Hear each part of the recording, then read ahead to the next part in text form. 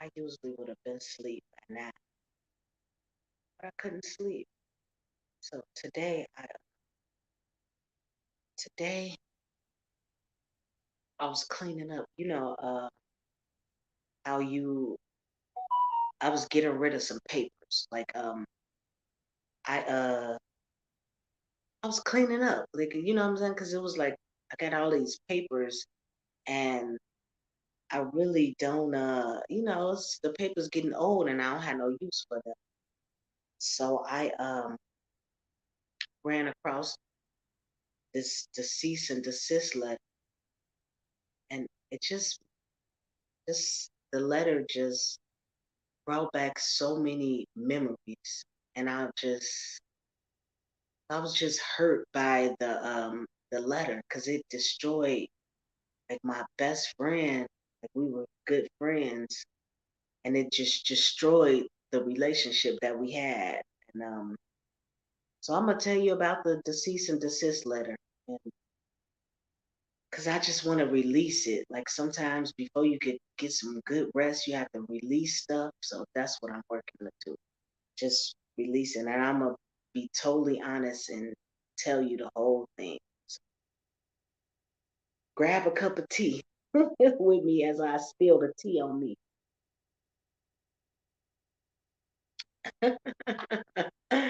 Okay, so I'm gonna start from the beginning. So if you got time, spend a little time with me. So when I was younger, I met this lady named Lady Alexia. She was a pastor's wife, and she took me under her wing. I hope y'all can hear me clearly. Okay, so let me sit up a little bit so I can tell you. Okay, so so when I met this lady, and she took me under her wing, and I just I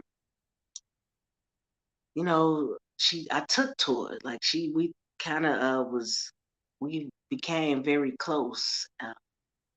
One day at church, Lady Alexia fell out. Like and when she fell out, I just knew that she wasn't gonna be with us much longer. I don't know how I knew it, but I just knew it. And so before I went to school, I used to go and check on Lady Alexia. Cause I would go and see if she needed anything, or after school, I would always check on her. Like I was the daughter she never had, because she only had one son. Um, so this is more tougher than I thought to be able to just speak it out and tell what happened. So just bear with me because it kind of weighed heavy on my heart. Like today, I just kind of been a little down. Always got this uppity spirit, but after seeing the letter today, my spirit's just been down a bit. So, okay. So I just, when I came across the letter, it just brought back so many memories of how many relationships this deceased and desist letter destroyed. And it just broke my heart. And so I'm gonna just say, so as I went to check on her every day, and okay, so I'm gonna just fast forward because you got to read my book to get the whole story, but I'm gonna give you as much as I can because it's been weighing heavy on my heart. So okay, okay, so I got older, I got into a relationship with this boy, and he wasn't like he would sleep with all my friends. I couldn't even bring people around him because he was always sleeping with anybody who I brought around. And Lady Alexa always was, my I always go to the hospital and talk to her. So first she just got sicker and sicker. First she was on a walker, and then she ended up in a wheelchair, and then she just ended up in the hospital, and I used to go and see her all the time in the hospital, and she would tell me to go and she would have me to do stuff at her house, like cook or clean up or just whatever she needed, whatever they needed to be done. And so I did that a lot, even when she wasn't in the hospital. So it was just like I don't know, I just a thing that I did. And let me have grab y'all a cup of tea because I'm spilling the tea on me. Okay, so she was my comfort. Like I would tell her all about the boy, okay, and the stuff that he was doing, and so I ended up pregnant, and I was 15 years old, okay, and I was pregnant, and now my family kind of don't. A lot of people don't know this about me because I kind of kept this a secret. So, but I'm just coming clean with everything. I don't care what people think. I don't really just. I'm spilling the tea on me. So I got pregnant at the age of 15, and I was gonna go to the hospital and tell Lady Alexia that I was pregnant. But before I could tell her what happened, she passed away. Uh, oh God, it's harder than I thought talking about it. So before I can tell her that I was pregnant, she passed away, and I ended up telling the boy's family about I ended up telling the boy family, his name Antonio. I ended up telling him about his family about that I was pregnant, and they said, "Okay, well, we're gonna take care of it. We don't believe in abortions, but y'all too young to have a baby." So his auntie couldn't have kids, and they they took the baby like from me. I wanted to keep my baby, but I was too scared to tell my mother that I was pregnant, and I my mother was strict, you know what I'm saying? Like she was that church lady, she was so strict, and I was scared to tell her. And his family took the baby. They and I wanted my baby, but yeah, I really wanted my baby, but they convinced me that that was the right thing to do, that we was too young and we couldn't have, that was gonna mess up our life. Because they came out with it was gonna mess up both of our life, but then it was him that they was kept on saying. And so I'm gonna get to the deceased and desist letter. Okay? So I just want to tell you the whole story so I don't just really miss nothing. Okay, so I when I was pregnant, I moved in with Lady Alexia. I mean, with her son Popcorn and her husband Nakil, because I was always going over there taking care of stuff. Like I always came over there and cooked. Like when she was alive, I did everything, and so when she passed, I felt like I need to still help them. They needed me, my helpful ass. I think they needed me, right? And so it was tough telling you more than I thought it was gonna be. And so Nakil, kind of me and him, like it was like, okay, so I was always a little bit more mature for my age because I hung out with older people. And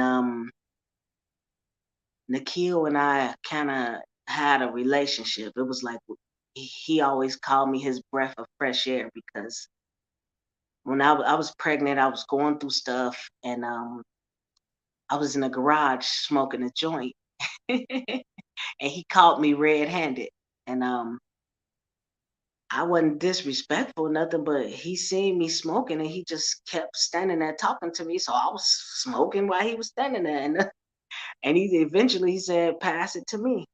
Well, he a grown man, so I passed it. And oh God, so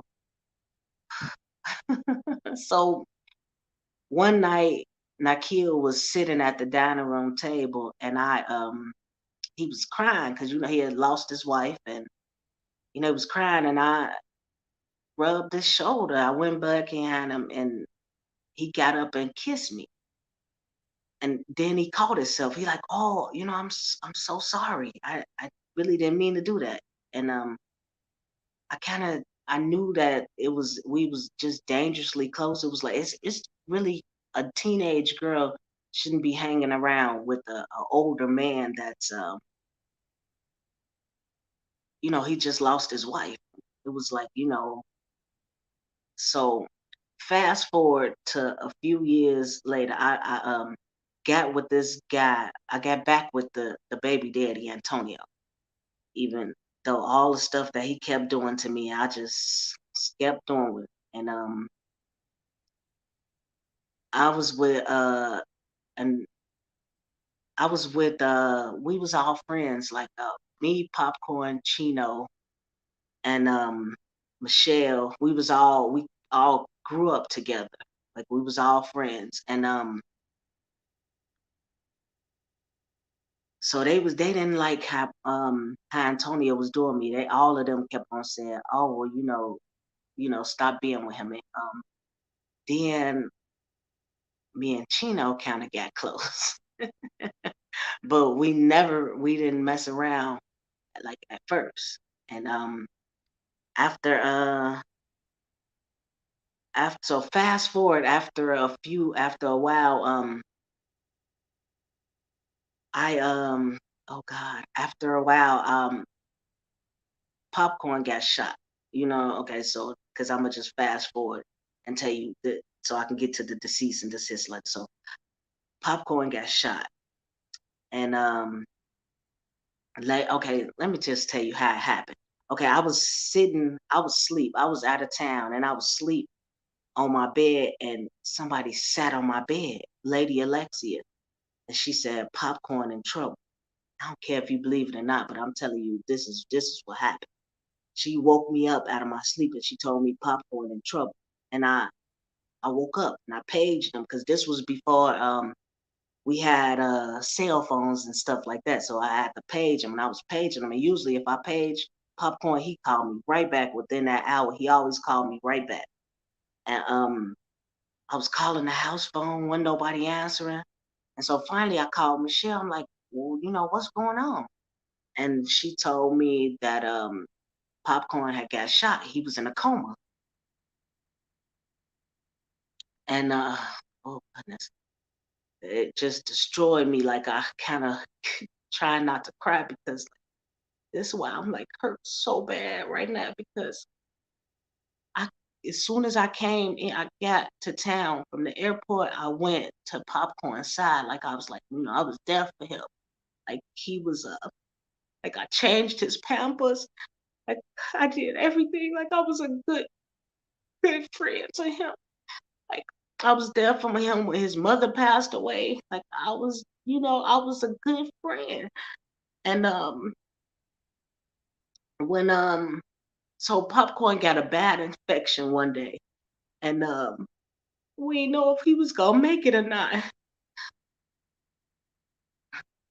Like we didn't know if he was gonna make it or not. And like I was going back and forward, like I was helping Nakil out too because like and then one day he was crying. He was like, I lost my wife. I can't lose my son. And like and then like and I was comforting him and he kissed me. And like we slept together, like we went all the way. Like and I didn't pursue him. I didn't flaunt myself in front of him. Like it wasn't nothing like that. Like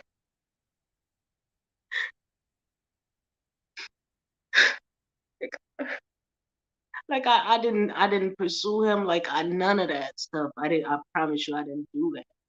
Like and so anyway, Popcorn ended up getting better. And like and then me and Nakil, he wanted to cover it up. He wanted us to get married to try and make it okay that he slept with me. I was like, man, I was 19 years old, and I knew it was gonna destroy a lot of life. Now, remind you, I had a daughter, and I wanted a relationship with my daughter. Like, I wanted a relationship with my daughter. I kept on trying to, like, get somehow, but all she ever heard was bad stuff about me.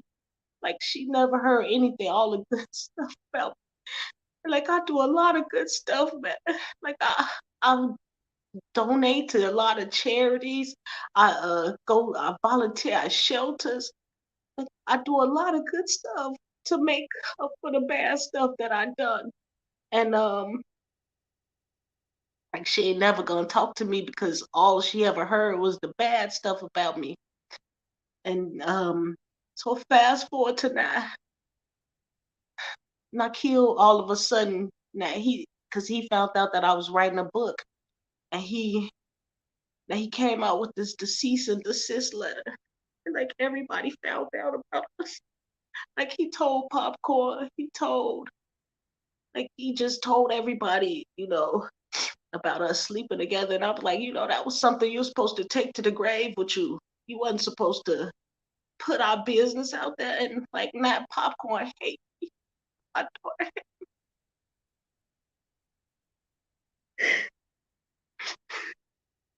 like, my daughter hate me, man.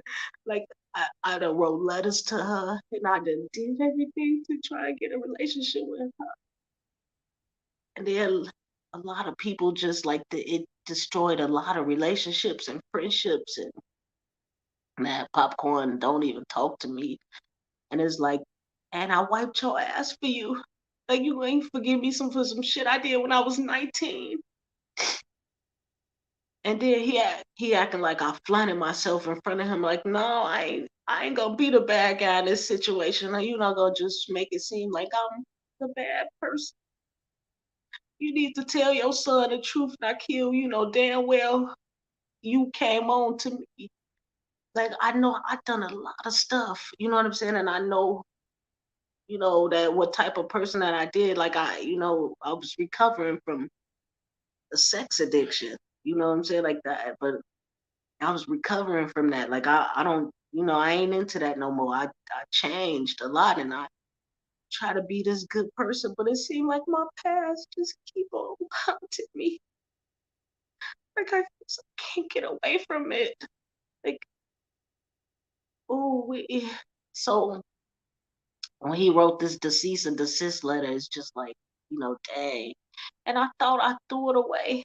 Like, I just thought, and then I ran across of it as I was getting rid of all, I was cleaning up today some papers, because sometimes we get all these papers and junks and stuff that we ain't never gonna read. And I'm like, dang, I had papers for years and stuff, and I just was going through it, and this letter, and then I'm like, dang, I miss my friends, how all the relationships that got destroyed. And yeah, I just had to release it before I went to bed, y'all, because sometimes it's better to talk to people than just just holding it in. And I had to wait till the kids and stuff went to bed, because I ain't want them. I know they could kind of tell something was right, but I needed to just couldn't sleep. Like, it just bothered me, and I'm an early bird. I usually get up at about 4, and it's like 2:04. Well, it's 2:14, and I'm still woke. I haven't been asleep, and I just couldn't sleep, y'all. But I had to release it. I mean, just crazy how your past be like, man, your past be like, have you ever seen like Halloween? Your past keep on you running and running and running away from it, and it just keep on catching back up to you. It's like, it's best to just turn around and just face it instead of just trying to run from it. But I'm telling y'all, if you got something that you just running from, you might as well just face it, because it's hard to just, you know, just it's hard. It's been hard for me, y'all. I'm telling you, man, ooh, it's a more thing. I just won't. Like I want my friend back, and it's like it just break my heart that you tell me we ain't never gonna be friends again. One of us gonna go to the grave without us ever talking to each other, and then I found out my daughter got a baby. Like I got a granddaughter. I probably will never get to know her. No. And I be trying to like that's why I be out there trying to help. Man, I be trying to help kids and stuff. Like it was this. I'm not bragging about the stuff I do, but it was this little girl out there selling some cookies that she baked. Now let me tell you, I went to the bank and my card is like torn in half. Like so, I just went to go see.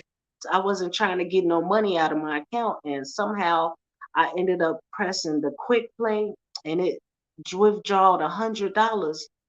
And it was this little girl out there selling cookies. Now I didn't want no cookies, but I wanted to show her the help, and that's all I had was the $100 bill, and I just gave it to her.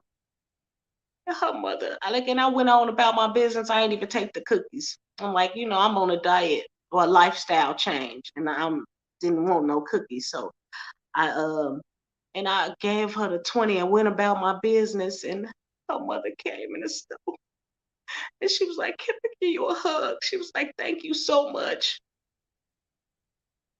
And I didn't even care about Corona, about nothing. That I just gave the lady a hug because I'm tired of this. I like to talk to people online and stuff, and at the grocery store, and I like to interact with people. And like ever since this virus been out, like we don't like communicate. Nobody want to talk in line, and I'm usually the life of the party. If you have a party, I'm gonna talk to everybody. You know what I'm saying? Because that's my type of personality. I love people. I'm love like ever you ever heard like I got a subscription to a music. And I love music and the feeling that music give me. That's what I like to be to people. The music, like the song in their heart. Like that's me. Like when leave you with harmony. So that's how I try to make people feel and encourage people and brighten up people. But it's like I help a lot of people and help them with they self, and it's just like, man, I just can't fix that. Can't get to my own daughter. Like no matter what I do, I just can't get through to her. Like she been brainwashed, and you gonna pay for doing that. And the lady who took my daughter in Valeria, you gonna pay for that. But taking like destroying her, turning her against me, and all of that. See, that's I don't even have to like cause life kicking your butt right now. And it's like, your husband left you and a lot of stuff is going on because with your life because you ain't right. That ain't right for like that. And that you kept on telling me when I was younger, she was like, well, let's wait till she get this age. And then let's wait till she get this age. Like every time I would come to try and like, meet her or talk to her, they was like, oh well, you gonna mess up her life. Nah, you gonna mess up her life. They kept on telling me that. Like every time that I tried to meet my daughter and stuff, it just yeah. So I ain't gonna keep on crying about it. I'ma just hey, hey God give me the serenity to accept the things that I can't change and the courage to change the things that I can and the wisdom to know the difference. And if I can make a difference in other kids' life, then I guess that's have to do enough for me. Cause uh, it's like a lot of people. Like I talk to these kids, like man, I invite them over. Like I have Bible study with them. Like I take them on trips. Like I do a lot of stuff, and then with my own money. Like I don't even be like asking for like money and donations from their parents and stuff like that. I just, if I get it, I'm just take the kids with me and that's why I try and help people. Like I do a lot of coaching for free and I do a lot of stuff. you know, because I'll be trying to make up for the bad stuff that I did do with trying to do more good. But yeah, so I just gotta put it in God's hand. Ain't nothing I can do, you know. But I come with better energy the next day, y'all. It was just like today. It's just whoo. Today was one of them days, y'all. I can't believe I found that letter, but I'm gonna jump off of here and I will be back with man more positive energy, better than I was. So, man, I love y'all and thank you so much for watching. I really appreciate your time and man, I hope you sleep good. And cause I'm gonna sleep good, cause I'm gonna pray and I just gotta release it. And I feel better now that I was able to talk about it and get it out there. So I love you so much and thank you so much for watching. Love, peace, positive energy, abundance from me to you. Have a good night.